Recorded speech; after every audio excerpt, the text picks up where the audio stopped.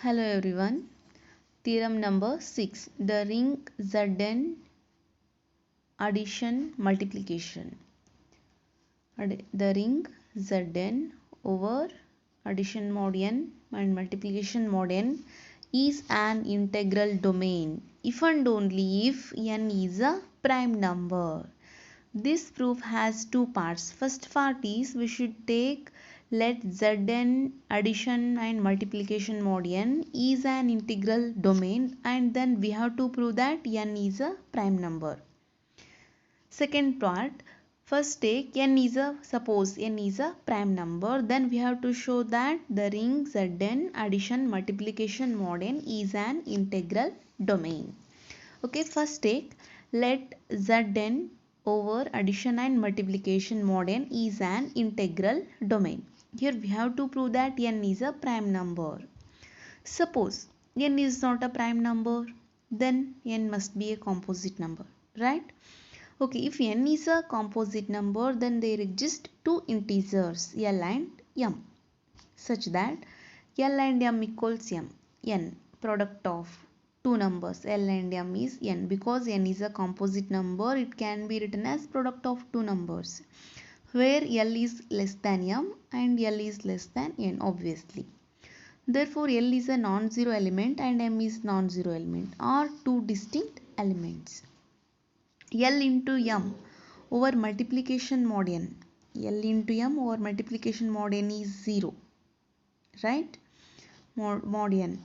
Therefore m is a zero divisor because L is non-zero, m is non-zero, but their product is non-zero. This implies it has a zero divisors. But integral, here we have taken Zn is an integral domain. In integral domain nothing but it is a commutative ring without zero divisors. But here we get it has a zero divisors. Therefore our assumption that n is not a prime is wrong. This is a contradiction to our assumption that n is not a prime number. Therefore n is a prime number. This is one part. Conversely, we take n is a prime number. Later on, we should prove that Zn is an integral domain. Conversely, if n is a prime number, we have to prove that Zn addition multiplication mod n is an integral domain. We know that Zn addition multiplication mod n is a commutative ring with unity. Okay. Now we should prove that Zn has no zero divisors. For that you take two numbers. Let a and b over multiplication mod n is 0. For a and b belongs to Zn. That is ab equals n into q for some integer q. This is nothing but n divides ab. N divides ab. This implies n divides a or n divides b. Right? N is a prime number. N either divides a or divides b. That is nothing but a is 0 or b is 0 because n is a prime number. Then a must be 0 or b is 0. A cross a multiplication mod n into b equals 0 implies a is 0 or b is 0. This is nothing but product of two elements is 0 under multiplication mod n. Then a is 0 or b is 0. This implies Zn has no zero divisors. Therefore, it is a commutative ring with unity and it has no zero divisors. Therefore, Zn addition multiplication mod n is an integral domain. Second, theorem number 7. Let R be a commutative ring with unity, then R is an integral domain. If and only if the set R1 of all non-zero elements of R is closed under multiplication. Even this theorem has two parts. First one, we take let R be a commutative ring with unity, then R is an integral domain. Take R is an integral domain, then we have to show that The set R1 of all non-zero elements of R is closed under multiplication. First part. Second part, take let R1 of all non-zero elements of R is closed under multiplication. Then we have to show that R is an integral domain. Proof. Let R be an integral domain. Take any two elements of R1, A and B belongs to R1. R1 is a set of non-zero elements. A is non-zero, B is non-zero. Since R is an integral domain, A is non-zero, B is non-zero, but their product is non-zero because it has no zero divisors. Therefore, AB belongs to the set R1. R1 is a non-zero elements set. A is an element of R1, B is an element of R1, their product is also an element of R1. Therefore, R1 is closed under multiplication. Conversely, let R1 is closed under multiplication. Therefore, for every AB belongs to R1, A belongs to R1 and B belongs to R1 and they are non-zero elements. Hence, A is non-zero, B is non-zero. This implies their product is also non-zero. Therefore, R has no zero divisors. A and B are non-zero elements, their product is non-zero.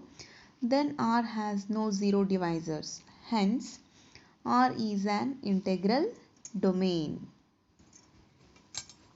Theorem number 8.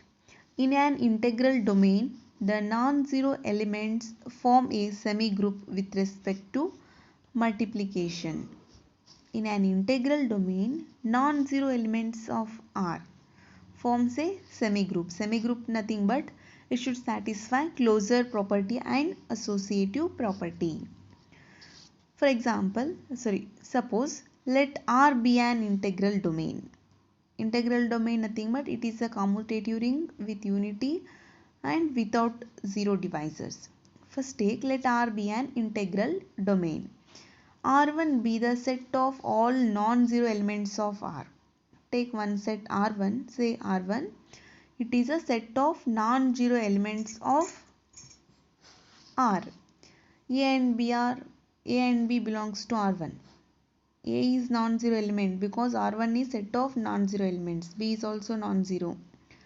A into B, if two elements are non-zero, then their product is non-zero because here we have taken R is an integral domain. It is without zero divisors. Therefore, AB is non-zero because R is an integral domain without zero divisors. AB is non-zero element. Obviously, it is belong to the set R1 of non-zero elements. AB belongs to R1. A belongs to R1, B belongs to R1. Their product AB belongs to R1. That is closure axiom is satisfied in R1. And similarly, associative law is satisfied in R1 as it is satisfied in R1 subset of R. R is an integral domain. R1 is a subset of R. Associative law is satisfied in R. Same. Associative law is satisfied in R1 also. Here closure law is satisfied. Associative law is satisfied. Therefore, R1 is a semigroup with respect to multiplication.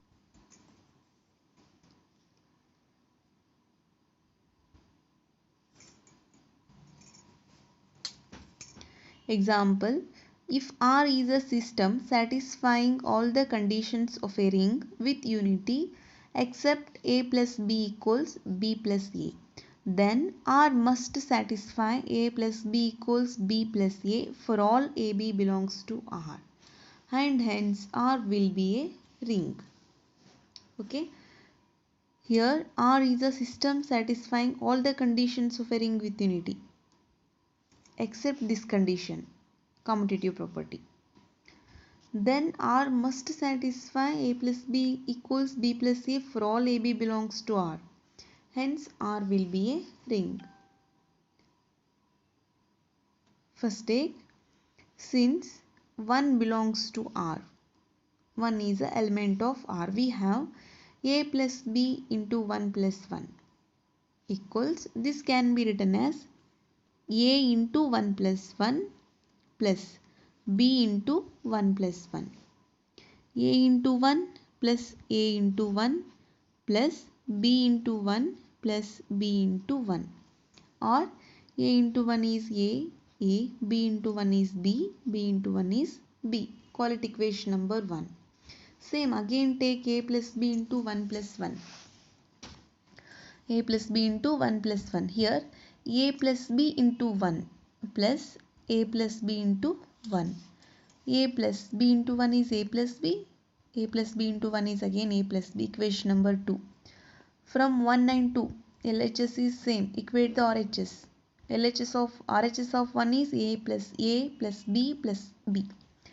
RHS of equation 2 is A plus B plus A plus B. So here A plus B, take bracket, plus last term B equals, this can be written as A plus B plus A plus B. Left cancellation law, A cancel, right cancellation law, B cancel. We have A plus B equals B plus A. Therefore A plus B equals B plus A is satisfied. R is a ring.